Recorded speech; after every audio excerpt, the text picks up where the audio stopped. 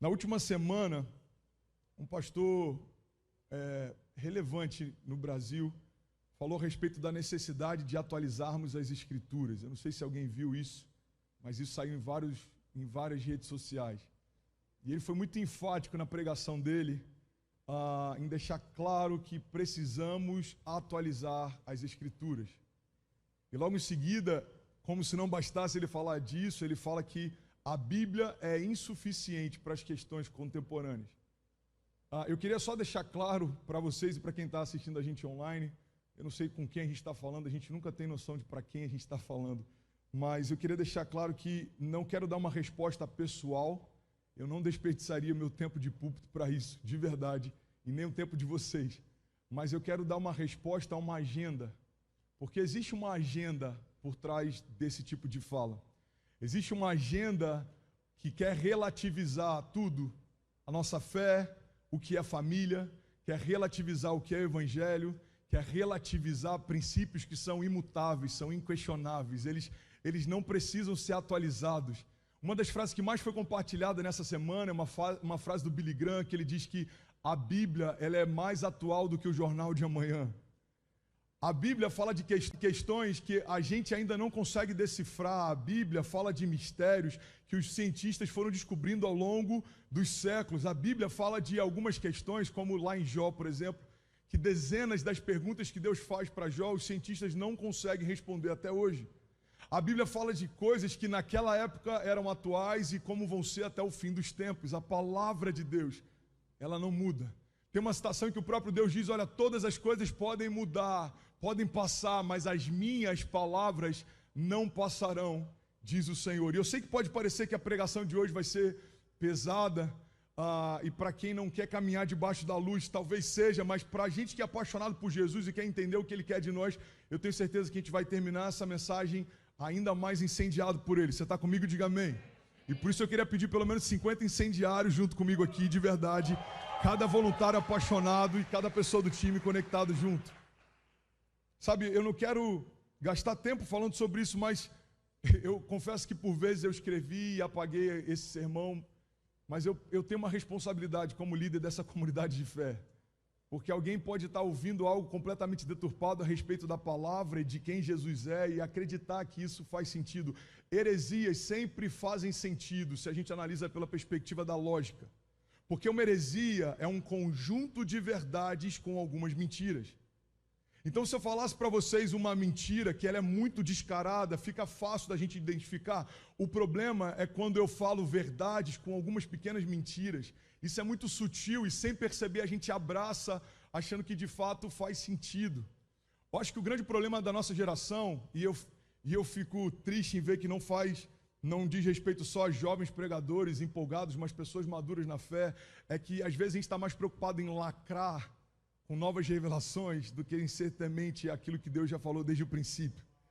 Tem muita gente preocupada em lacrar, e quando você tenta trazer uma nova revelação a respeito de algo que é imutável, é como se só você estivesse enxergando algo que durante gerações ninguém enxergou.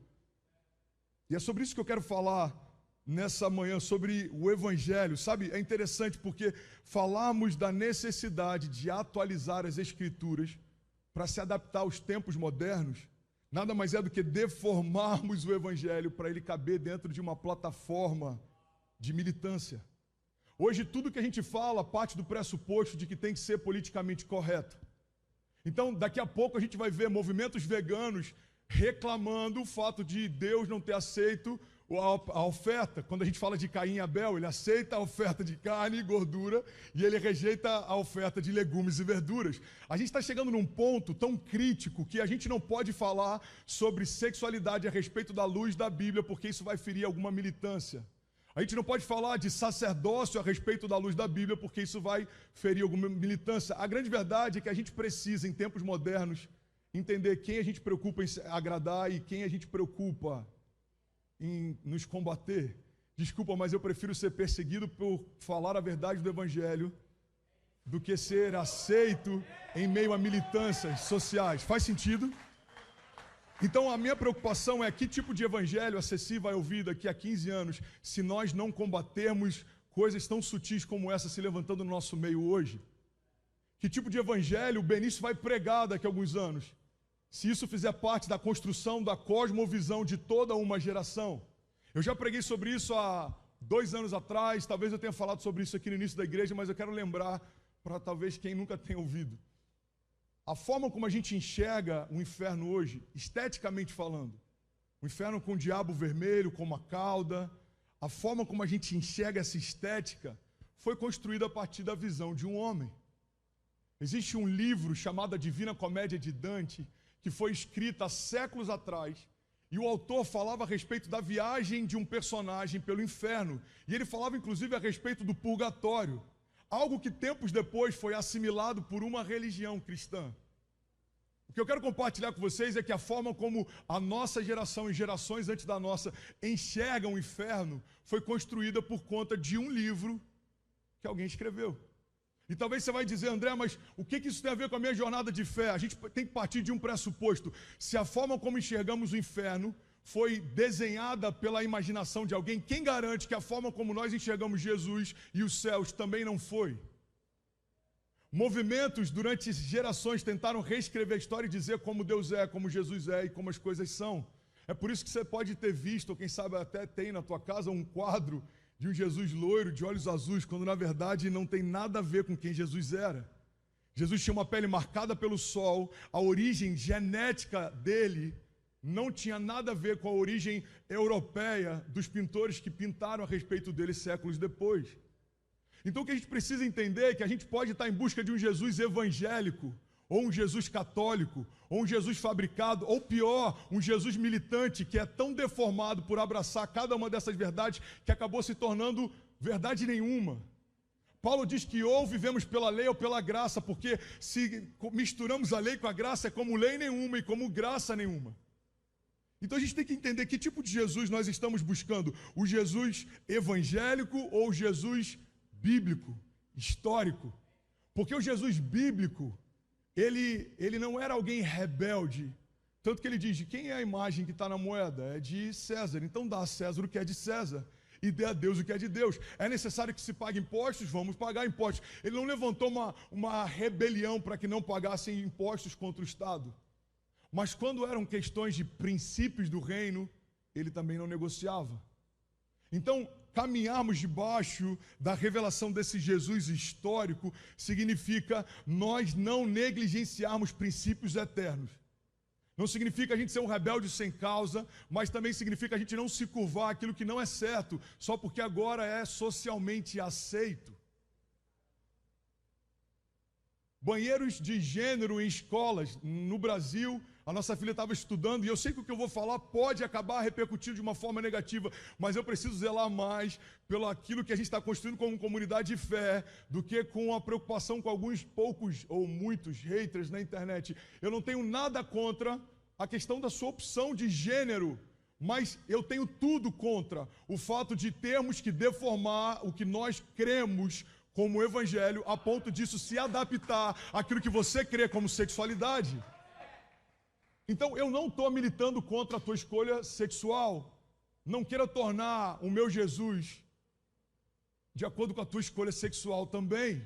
Não queira tornar aquilo que cremos, professamos, defendemos, de acordo com aquilo que você acredita que é o certo. Porque, por mais que possa parecer certo para você, não necessariamente é aquilo que é certo para ele. E eu preciso me preocupar com quem eu vou prestar contas.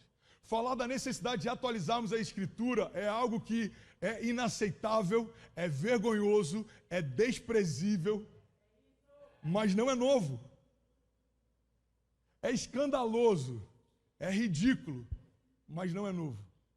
Em toda geração alguém tentou atualizar, e é por isso que a gente vê tantas bases de religião, bases teológicas, tantos movimentos. Por quê? Porque alguém quer parte daquilo que entendemos como verdade, mas com algumas poucas diferenças. E aí cada um começa a fabricar o seu próprio Deus, o seu próprio Jesus, a sua própria religião. Faz sentido para alguém? Agora olha o que Gálatas diz. Paulo está escrevendo uma carta para Gálatas. Gente, eu sei que para alguns você pode estar assim, uau, trouxe um convidado hoje. Eu queria tanto que fosse uma mensagem evangelística, eu queria tanto que ele fosse à frente. Irmão, a gente tem que se preocupar com que tipo de evangelho as pessoas têm aceitado, e é por isso que a gente está trazendo essa nivelar por cima. A questão não é se está todo mundo aceitando, a questão é que tipo de evangelho estão aceitando e para que tipo de Jesus estão correndo os nossos apelos. Gálatas, Paulo diz o seguinte: olha, eu me admiro que vocês estejam abandonando tão rapidamente aquele que os chamou pela graça de Cristo para seguirem outro evangelho, que na realidade não é o evangelho. O que ocorre é que algumas pessoas o estão perturbando, querendo perverter o evangelho de Cristo. Mas ainda que nós, ou um anjo do céu, pregue um evangelho diferente daquele que nós pregamos, que seja amaldiçoado. Como já dissemos, e agora eu repito, se alguém lhes anuncia um evangelho diferente daqueles que já receberam, que seja amaldiçoado. Acaso busco eu agora a aprovação dos homens ou a de Deus? Acaso eu estou agora pregando para agradar homens? Se eu ainda estivesse procurando agradar homens, não seria mais eu servo de Cristo. E ele conclui dizendo no versículo 11, irmãos, eu quero que saibam que o evangelho por mim anunciado não é de origem humana. Eu não o recebi de pessoa alguma, nem ele me foi ensinado. Pelo contrário, eu o recebi de Jesus Cristo através de revelação. Tem uma passagem que fala a respeito da marca da besta. Alguém já ouviu falar sobre a marca da besta? Você já deve ter recebido algum PowerPoint dizendo que ela seria um chip colocado no pulso ou na testa. Você já deve ter visto uma série de teorias a respeito disso. E eu não quero defender porque, sinceramente, eu não tenho nem base para isso. Acho que um dos grandes erros de alguns pregadores é tentar defender coisas que não têm base para defendê-las. Então, eu não vou discutir sobre isso porque eu não tenho base para isso. Agora, o que eu quero compartilhar com vocês é uma linha teológica que acredita que o 666 nada mais é do que uma expressão do humanismo. Sabe, dentro da numerologia bíblica, o número 6 representa o homem. No sexto dia o homem foi criado, e em alguns momentos a gente vê essa representação do número 6 como sendo o homem. Quando a palavra fala sobre isso sendo o número da besta, a marca da besta, ele fala sobre esse movimento de humanismo, ou seja, o homem pelo homem para o homem.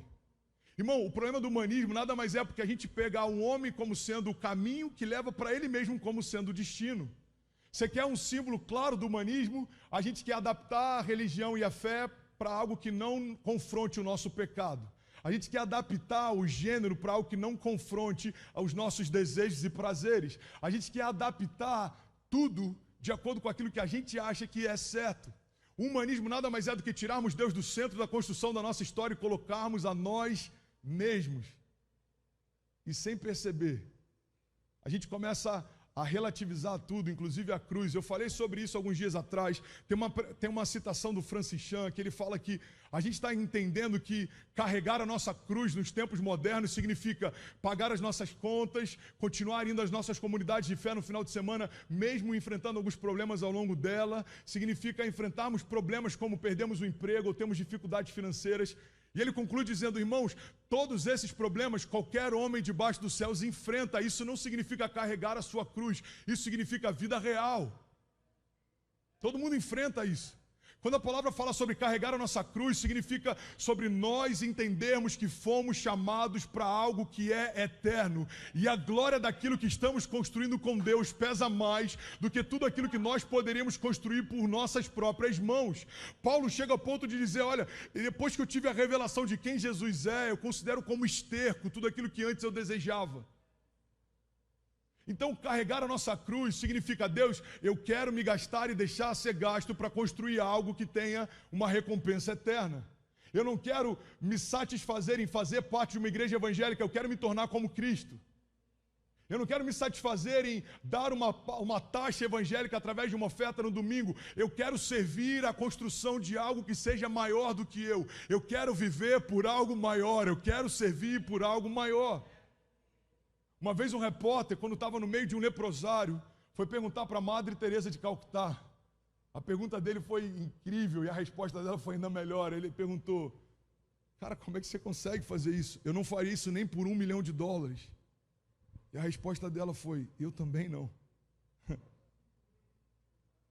Ela não fazia por $milhões, porque a recompensa pela qual ela fazia, dinheiro nenhum pode comprar.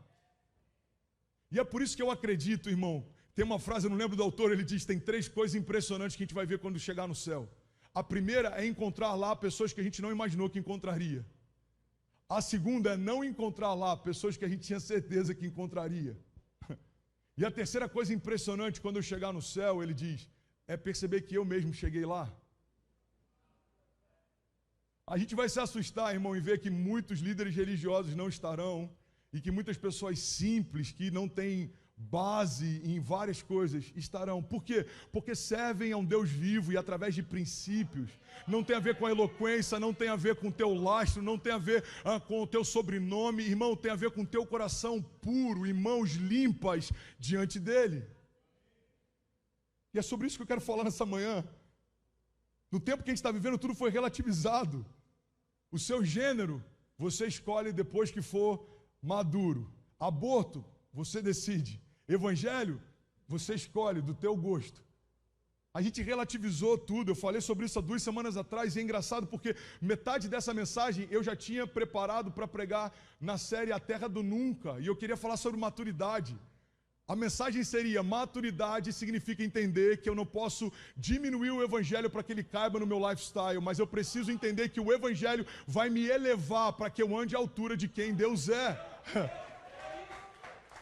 E quando eu parei para ler essa mensagem, eu falei, uau, há 2 semanas atrás já tinha algo gritando no meu coração a respeito disso e eu preciso me posicionar. E você que está conectado, eu quero te lembrar isso mais uma vez, nós não estamos nos posicionando contra pessoas. Seria muito pequeno pegar 4.000 pessoas e parar só para isso. A gente está se posicionando contra uma agenda. Existe uma agenda de militância política por trás de tudo que a gente está vendo. Existem movimentos que defendem negros, que são liderados por brancos. E eu não vou citar nome, mas você deve lembrar de algum que ganhou muita força nos últimos meses. Existem movimentos de negros liderados por brancos e tem muita gente que está se gastando por essa causa, acreditando que está levantando uma bandeira, quando na verdade está servindo de massa de manobra para outras pessoas que têm outros cunhos políticos, econômicos, sociais. Sabe o que eu acho interessante? Como líder de jovens durante anos, isso sempre me causou estranheza. Como pessoas conseguem dar a própria vida por uma causa como Greenpeace, e é tão difícil a gente liderar jovens e fazer com que eles entendam que a causa que eles servem tem muito mais peso do que salvar uma baleia, embora seja importante. Mas servir o Evangelho, falar a respeito de salvar uma geração, nós carregamos a única mensagem capaz de ressuscitar mortos, curar enfermos, liberar destinos. E é louco porque eu estou vendo uma geração que está se gastando por causas, por hashtags, por movimentos, mas não consegue se gastar pela Bíblia. E a pergunta que a gente precisa fazer não é por quê. A pergunta que a gente tem que fazer é que tipo de evangelho eles têm ouvido. Esses dias eu compartilhei um stories, eu não sei qual que foi a frase que eu coloquei, mas alguém me perguntou, pastor, mas você acha que grande parte da responsabilidade disso não é o evangelho que está sendo pregado nos púlpitos? Eu botei, não, eu acho que toda a responsabilidade disso está ligada ao evangelho que tem se pregado nos púlpitos. Porque a questão não é, irmão, se pessoas têm vindo para Jesus, a questão é que tipo de Jesus elas estão vindo atrás. Eu já falei sobre isso anos atrás, para alguém vai ser novo, vou falar de novo. Você está comigo, diga amém. Eu tive um choque sei lá, a gente está aqui 2 anos, então isso deve ter uns 4 anos. Estava cozinhando eu, a Kezinha, a Ceci, e a Cecília perguntou, pai, como é que é uma baunilha? Porque ela pegou uma essência de baunilha, a gente estava fazendo um bolo, não lembro o que era. Eu falei, filha, eu não sei. E de verdade, eu não sabia. E aí, eu fiquei encucado com aquilo, falei, cara, como é que é um baunilha? Eu fui para o Google, botei baunilha. Não sei se você já teve a oportunidade de ver uma baunilha, era completamente diferente do que eu imaginava. Eu imaginava que a baunilha era, sei lá o que eu imaginava que era uma baunilha. Mas não tem nada a ver com o que é uma baunilha. E aí, eu lembro que quando eu vi a imagem no Google, eu falei, uau, e aí Deus falou algo comigo. Deus falou, filho, você acredita que conhece o gosto da baunilha, o cheiro da baunilha, mas você não tem nem ideia de como é uma baunilha? E assim é muita gente comigo. Tem pessoas que acreditam que sabem quem eu sou, o cheiro que eu tenho, como eu me movo, mas nunca foram apresentadas a mim de verdade. Olha que louco isso. Se for para ele, você pode aplaudir, irmão. Olha que louco. Você já parou para pensar? Se a gente fosse experimentar aqui uma baunilha, ela pode ter um sabor completamente diferente do que disseram pra gente que é uma essência de baunilha? Pega isso, irmão. Sabe o que eu percebi? Com 29 anos de idade, eu percebi que a vida inteira eu sempre achei que sabia qual era o sabor de uma baunilha, mas, na verdade, eu comprei a ideia que alguém me passou de como é uma baunilha. Se você colocar uma essência de baunilha, todo mundo aqui vai falar, mano, já sei, é baunilha. Mas e se o cheiro for completamente diferente? E se o sabor for completamente diferente? Eu acho que a culpa não é só de quem vendeu essa ideia pra gente, mas talvez seja da gente de nunca questionar qual o sabor de fato ela tem. Assim é o Evangelho. Pastor, mas como então fica essa relação de um pregador pregando a mensagem se você está apresentando Cristo para a gente? Então, essa é a primeira etapa da sua jornada de fé.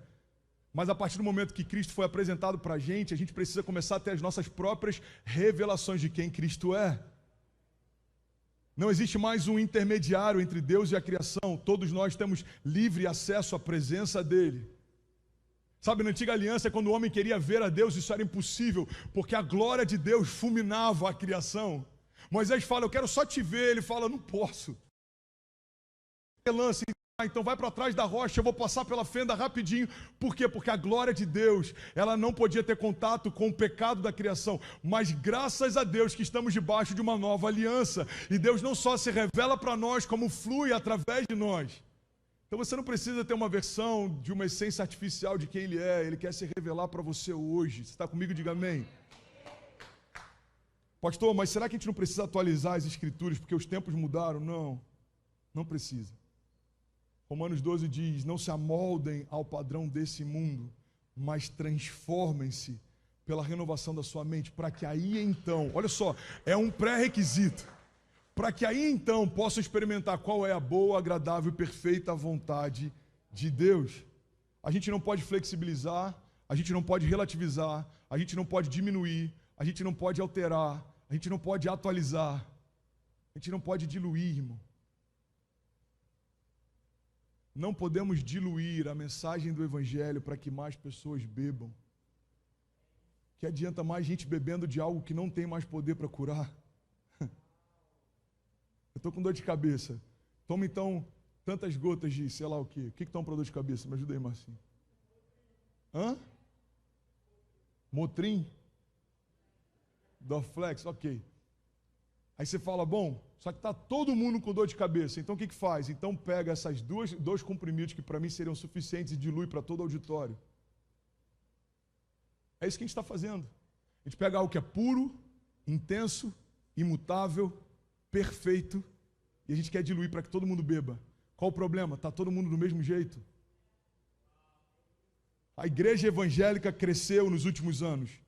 A pergunta é, o reino tem expandido na mesma velocidade que as igrejas, que os templos, que o número de cadeiras?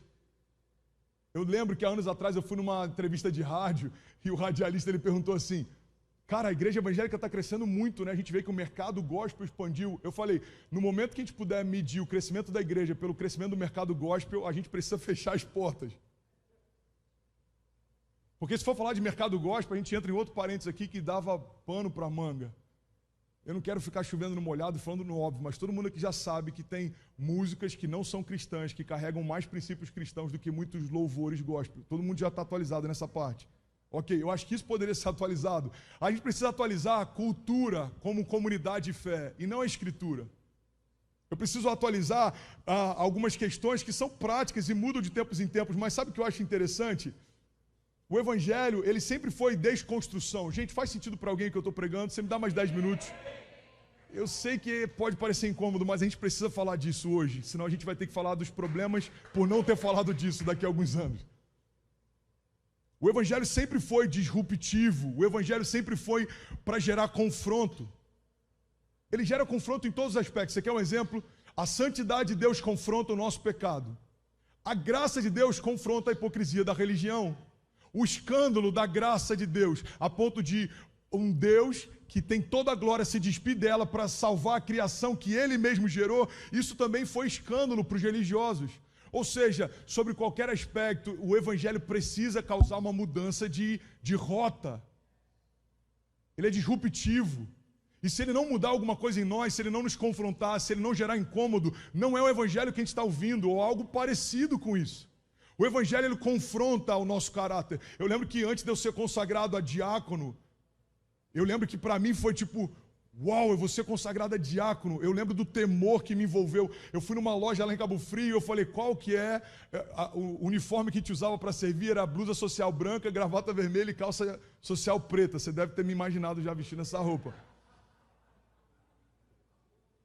Eu cheguei lá e eu falei, qual que é a blusa mais cara que você tem social branca? Aí tinha, sei lá, tem uma Pierre Cardin, não lembro qual que era, Yves Saint Laurent. Era alguma da loja lá. Eu falei, eu quero essa. Qual que é a calça mais cara que você tem? Tal, eu quero essa. Qual que é a gravata mais cara que você tem? Essa. Porque eu falei, cara, eu vou servir a Deus, brother.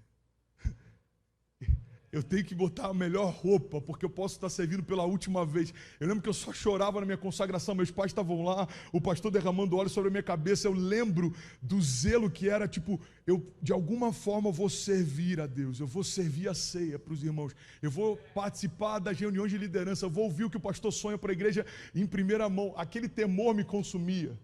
E eu lembro que eu fui fazer um curso preparatório para obreiros, se chamava CPO, curso preparatório para obreiros. Toda segunda-feira, e tinha uma dos módulos que falava sobre caráter. E quando eu chegava no escritório na terça, quando eu tinha vontade de fazer algumas coisas, eu lembrava do que foi ministrado na noite anterior, eu entrava no banheiro e começava a chorar, de raiva. Porque eu falava, Deus, eu não quero mais ser esse cara. Me dava vontade de explodir, eu ia para o banheiro, eu chorava de raiva, eu falava, Deus, tira isso de mim, eu quero o fruto do Espírito, eu tenho nojo desse André. A verdade, irmão, é que não pode nascer quem Deus sempre quis que a gente fosse, enquanto não morrer quem nós nos tornamos. E às vezes a gente quer domesticar os nossos pecados, domesticar os nossos gigantes, domesticar os nossos erros. Irmão, eles não são para serem domesticados, eles foram feitos para serem vencidos. Então alguns vão dizer, André, então eu preciso sair da igreja e estar pronto para voltar. Não, você não vai conseguir sozinho. Não é isso que eu estou falando. O que eu estou falando é que você precisa permanecer, mas não precisa diminuir o que o evangelho é para caber dentro de você. Isso é pequeno demais para a gente fazer com o evangelho. Sabe, Jesus ele usa um termo, vocês estão comigo ainda, diga amém. Jesus ele usa um termo, apóstolos. Mas sabe o que é interessante? Esse termo já existia na época.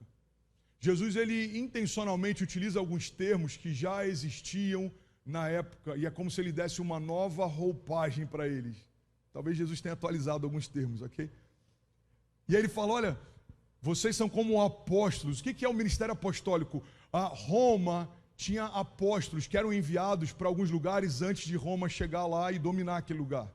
Então os apóstolos de Roma, eles eram enviados pelo imperador e eles começavam a destruir a cultura local. Eles começavam a implodir a cultura local. E eles começavam a trazer conceitos e princípios da cultura de Roma. Então quando o reino vinha, quando o império vinha, a cultura de Roma já estava muito assimilada entre eles e era menos traumático a forma como eles iriam assumir aquele lugar. Então, quando Jesus está falando de apóstolos, o que ele está dizendo basicamente é o seguinte, olha, vocês vão implodir a cultura que existe e vocês vão manifestar a cultura dos céus. O ministério apostólico, que é exatamente o que nós estamos fazendo em Miami, que é exatamente o que cada um de nós foi chamado por Deus para estabelecer. O ministério apostólico, ele não negocia com a cultura que existe, mas ele impõe a cultura dos céus. Essa é a oração do Pai Nosso, seja feita a tua vontade, assim na terra como já é feita nos céus. Então a missão apostólica nada mais é do que não perguntar o que o mundo acha que é certo, mas revelar aquilo que Deus diz que é certo.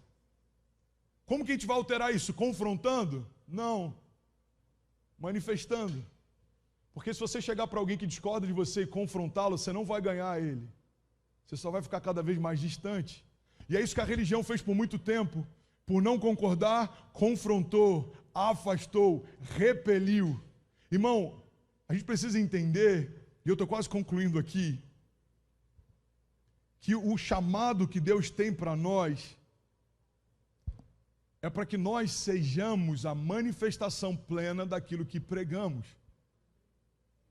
Deus não quer que a gente pregue mensagens, Deus quer que a gente se torne a mensagem. Isso em todos os sentidos. Então, se você quiser me cobrar, por exemplo, pastor, você pode ser utilizado como exemplo em tudo? Ainda não. E é por isso que a gente ainda não foi arrebatado. Tem várias coisas que eu estou caminhando e em várias delas eu sou pior do que a maior parte de quem está aqui. Mas como eu me torno uma mensagem? Com esse descontentamento com quem eu sou e essa busca em me tornar quem Deus quer que eu seja. Então, se você for falar sobre servir, eu tenho tentado ser alguém que eu estou esquecendo o termo, alguém que não tem como você questionar, alguém que é, mas não é inquestionável, mas enfim, irrepreensível, obrigado. Alguém irrepreensível. Ontem eu fui o primeiro a chegar no mutirão e fui, junto com a galera, o último a sair. Eu estou cansado, machuquei minhas mãos ontem na chave inglesa debaixo do ônibus. Eu fui dormir há poucas horas, preparei a mensagem para trazer hoje, mas eu entendo o seguinte: se Deus me permitir que esse seja o último culto, como eu ofereci para Ele o meu melhor pela última vez?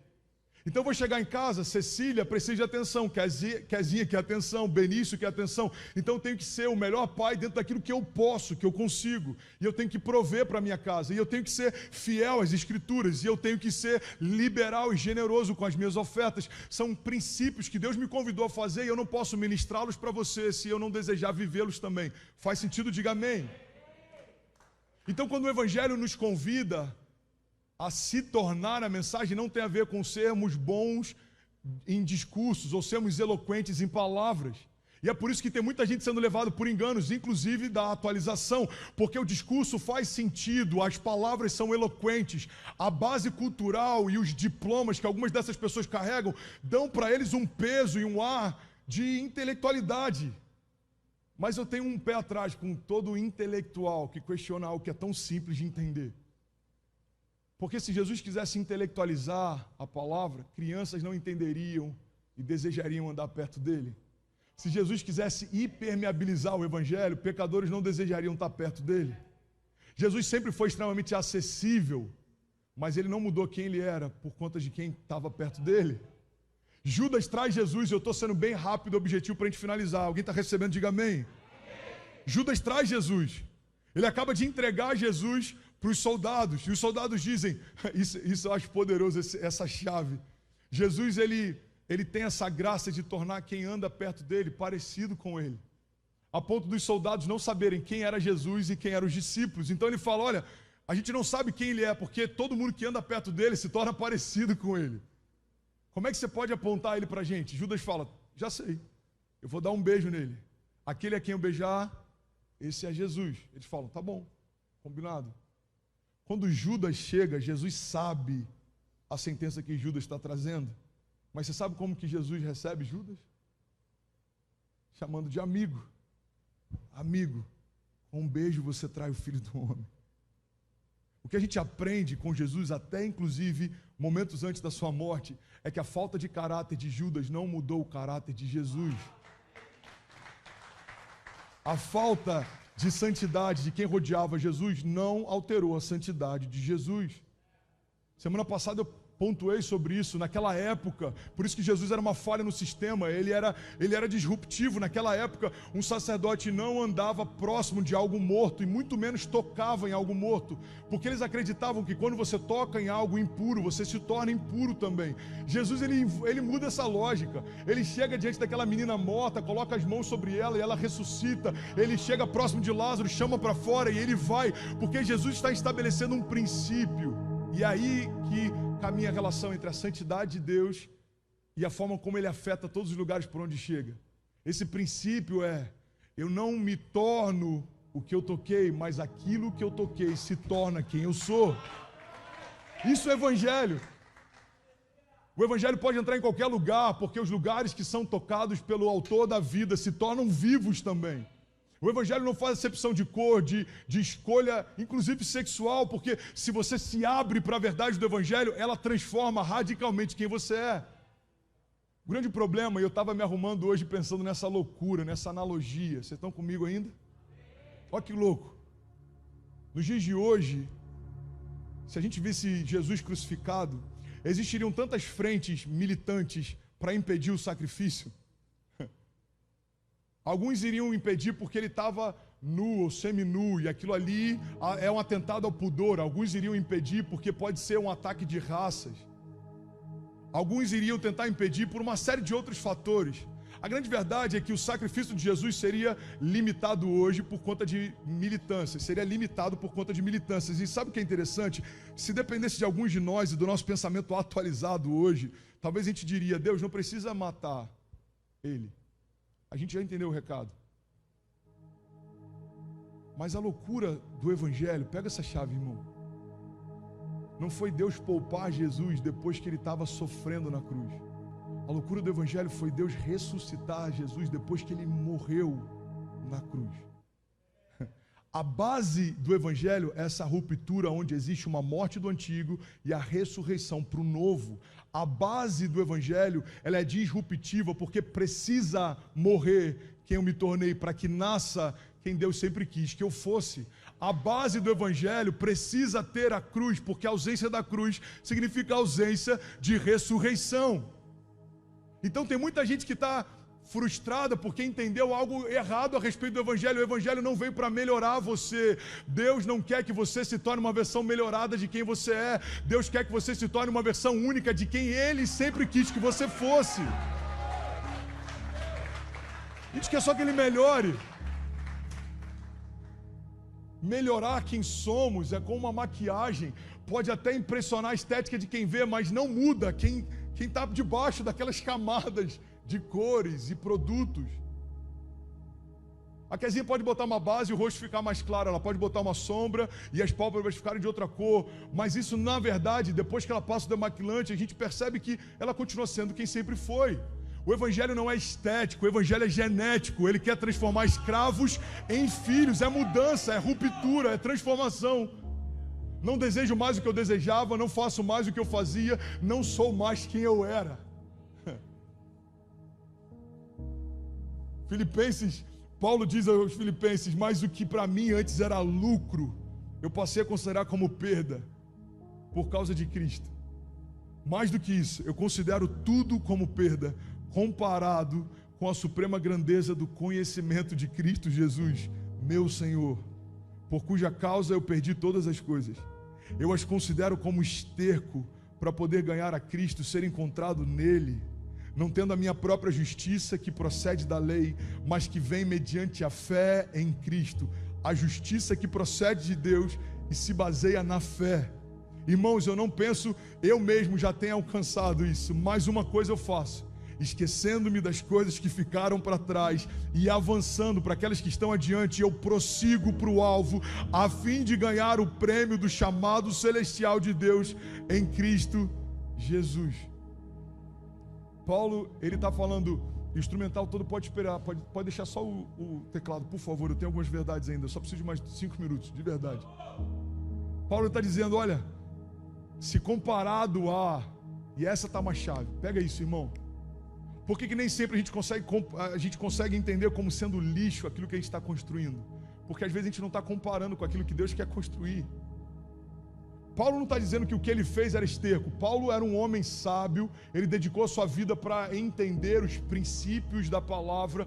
Paulo, ele foi discipulado aos pés de Gamaliel. Paulo, ele era um homem sábio, erudito, inteligente. Isso não é algo que se deve descartar, mas ele está dizendo: eu descarto aquilo que eu construí se comparado a aquilo que Deus quer construir em mim.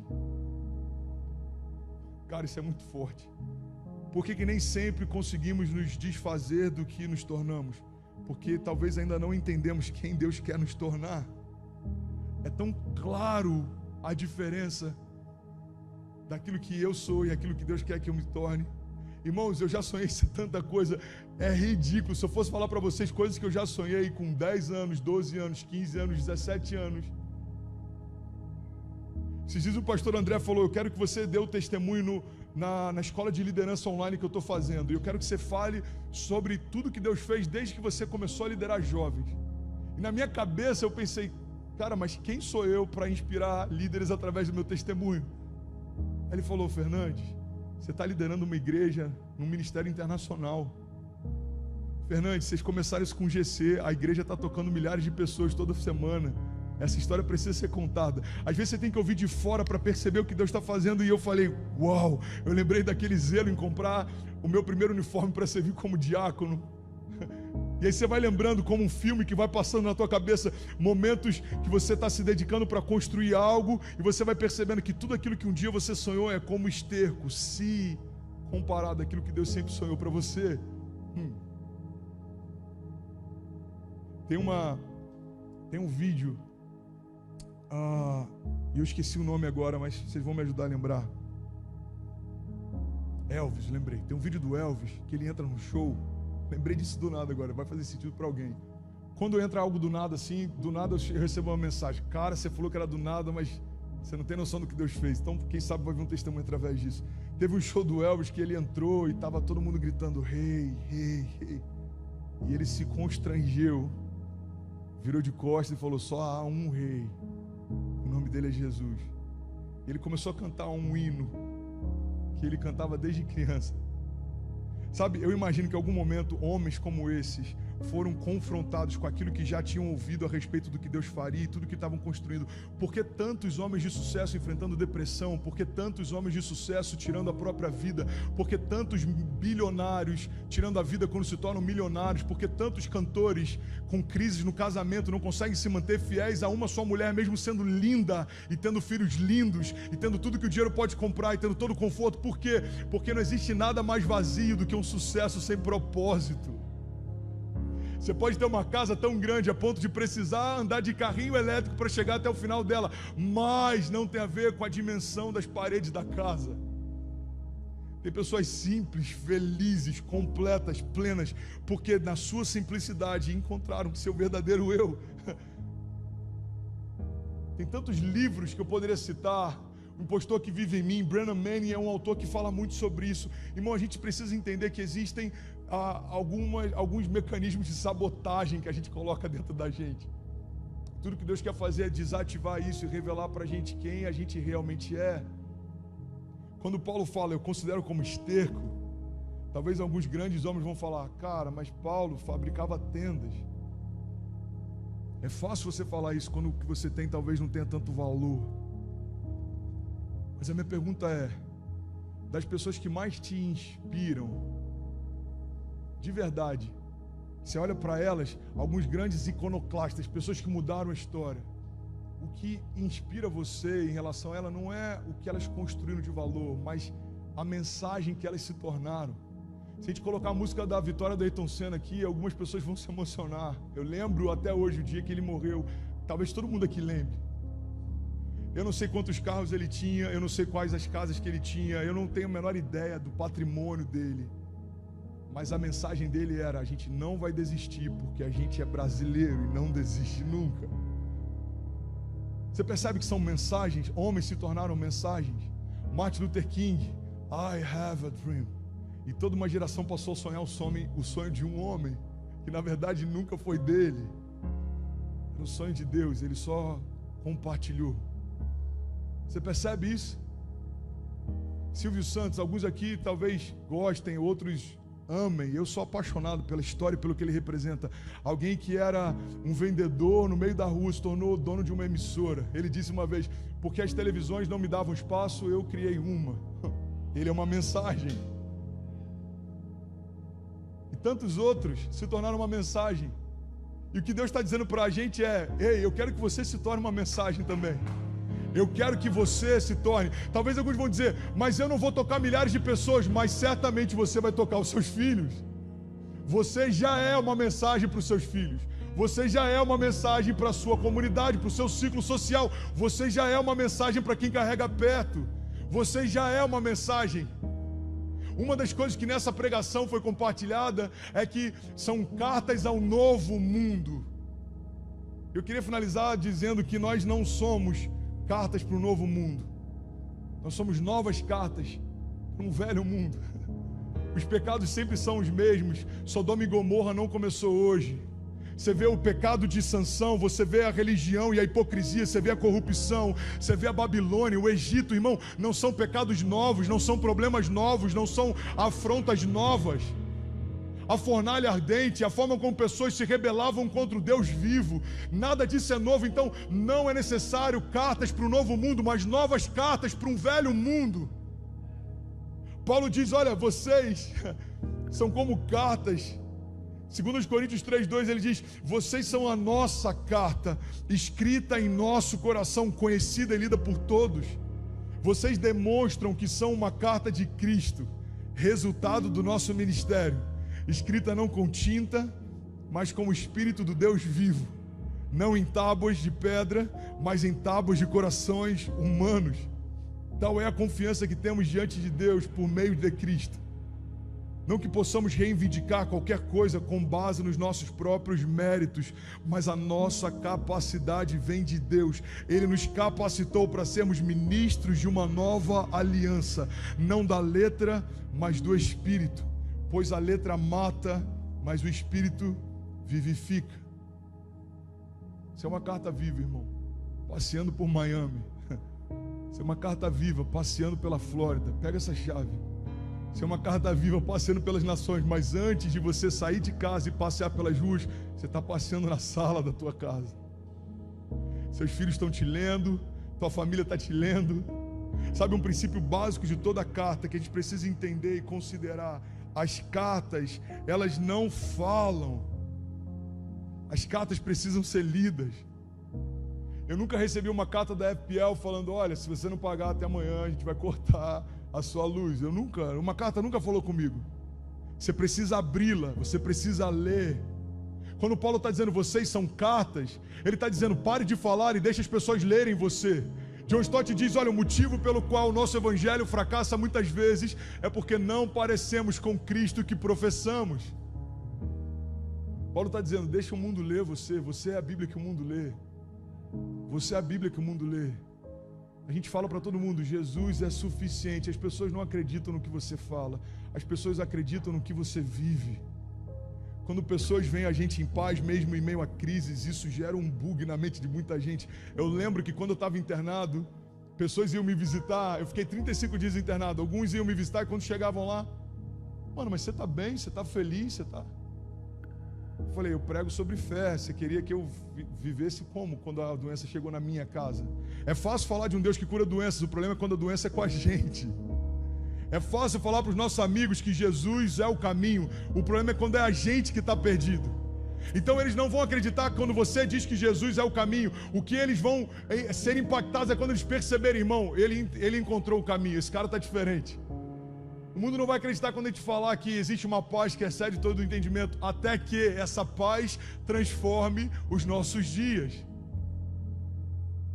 Deus quer nos tornar mensagem, irmão. E eu queria te fazer esse convite em nome de Jesus. Com muito zelo, eu estou compartilhando essa pregação, porque eu preciso dar uma resposta à comunidade de fé que eu lidero. A palavra não precisa ser atualizada. Isso é uma anátema. O nosso coração que precisa ser atualizado.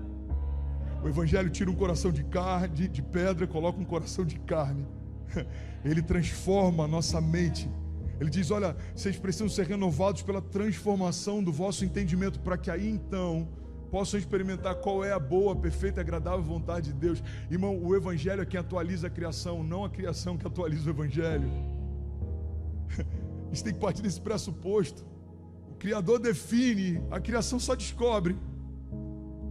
Às vezes a gente está querendo dizer para Deus como fazer, como vai ser. Ei, irmão, deixa Deus ser Deus na sua vida. Eu quero orar com você. Feche teus olhos em nome de Jesus. Você que está aqui com a gente nesse auditório, você que está conectado, já somos mais de 4.000 pessoas. Japão, Bélgica, Emirados Árabes, Cuba.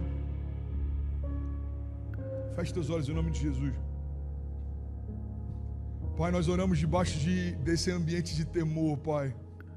Nós não queremos caminhar iludidos, nós não queremos caminhar confundidos, nós não queremos gastar tempo construindo algo que não tem valor, nós não queremos nos iludir construindo coisas que o Senhor não tem alegria em ver sendo construídas. Pai, nós pedimos em nome de Jesus, alinha o nosso coração com o Teu, Pai, nos mostra qual é o propósito pelo qual nós fomos gerados. Nós queremos nos tornar a mensagem. Nós queremos nos tornar a mensagem, tocando os nossos filhos, a nossa casa, tocando as nossas igrejas, tocando a nossa geração. Levanta, Pai, nessa geração, homens e mulheres incorruptíveis, com coração puro, com mãos limpas, que são apaixonados pelo Senhor e que não temem nada além do Senhor. Homens que não retroagem nem se tornam covardes quando alguém tenta falar mais alto ou calar a voz dele. Eu oro por uma geração ousada, como a Tua palavra diz, o Senhor não nos deu espírito de covardia, mas de poder, amor e equilíbrio. Nos dá sabedoria, Pai, para combater tudo que se levanta, todo sofisma, toda mentira revestida de intelectualidade, toda mentira revestida de militância, de zelo. O nosso zelo pela Tua palavra nos consome, nada mais. O zelo pelas Tuas coisas nos consome, nada mais.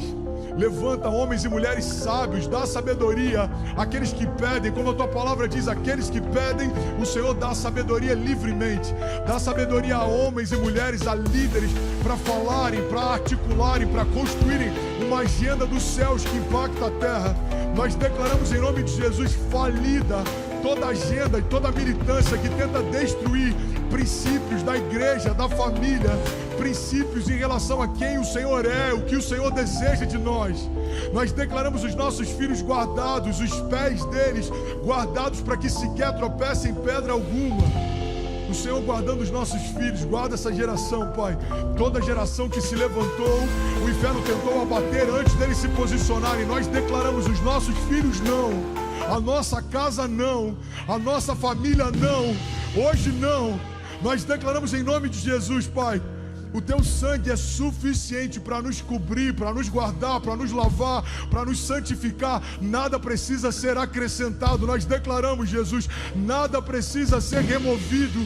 A Tua palavra é santa, é imutável, é única, é incomparável, ela é invencível. Nós nos curvamos diante da Tua sabedoria. O Senhor é antes de todas as coisas, permanece depois de todas elas. O Senhor sabe o que nós não sabemos, o Senhor pode o que nós não podemos, o Senhor faz o que nós não fazemos. O Senhor já era antes de nascermos, permanece depois de partirmos. O Senhor é Deus, é Senhor, é Salvador. O Senhor é Alfa e Ômega, princípio e fim. O Senhor é Yeshua, Yeshua Hamashia, Jeová Jireh, o Deus que provê, Jeová Rafa, o Senhor é o Deus que vence batalhas, é o Deus que confunde os nossos inimigos. O Senhor é o Deus que nos mantém de pé, mesmo quando tudo tenta nos abater. O Senhor é o Deus que confunde aqueles que vêm contra nós e faz que por 7 caminhos eles fujam.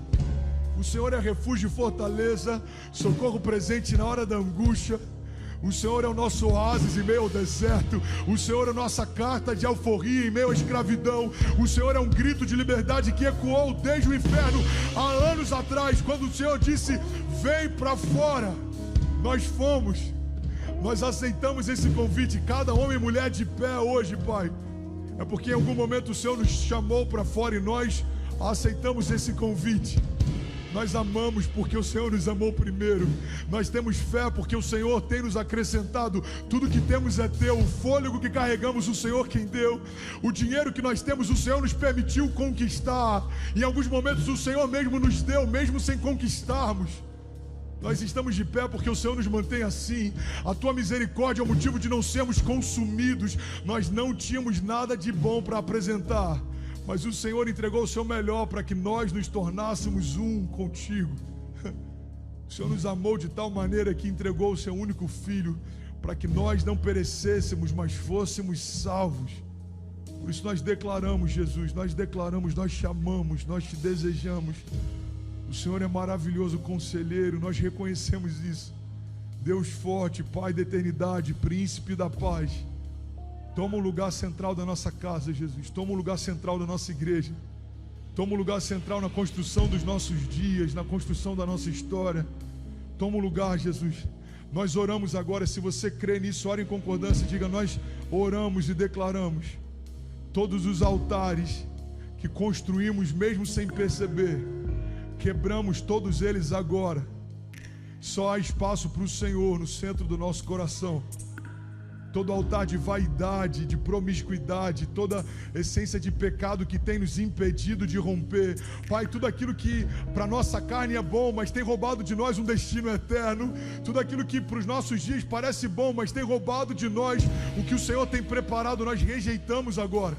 Toda corrente que nos impede de romper seja quebrada. Toda cadeia, seja ela na mente, seja ela nas emoções, que seja rompida. Toda mentira que seja exposta, traz luz aos nossos dias.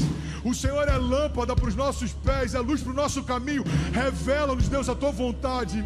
Retira de nós, Pai, tudo que é inútil, tudo que é perecível, tudo que é supérfluo, tudo que não te agrada. E fala para cada um de nós, Pai, como um outdoor, qual é a tua vontade. Nós queremos caminhar até que ela se cumpra. Nós queremos construir uma história que fale a respeito de quem o Senhor é, apesar das nossas palavras. Eu abençoo, Pai, cada casa agora, em nome de Jesus, cada família nesse auditório, cada família representada, cada família conectada, Pai, nos 4 cantos do mundo. Nós declaramos em nome de Jesus. Se você crê nisso, declare comigo e diga: nós declaramos em nome de Jesus, para o céu ouvir, para a terra ouvir e para todo o inferno ouvir. Diga: o sacrifício de Jesus foi suficiente. Diga: a palavra de Jesus, diga, ela é suficiente. Diga: e todos os dias da minha vida eu serei consumido por ela. Diga: eu declaro que não vivo mais eu, mas Cristo vive em mim. E começam hoje os melhores dias da minha vida, em nome de Jesus. Amém, amém e amém. Se você crê nisso, você pode ficar de pé no seu lugar, você pode aplaudir a Ele, você pode dar um grito de liberdade.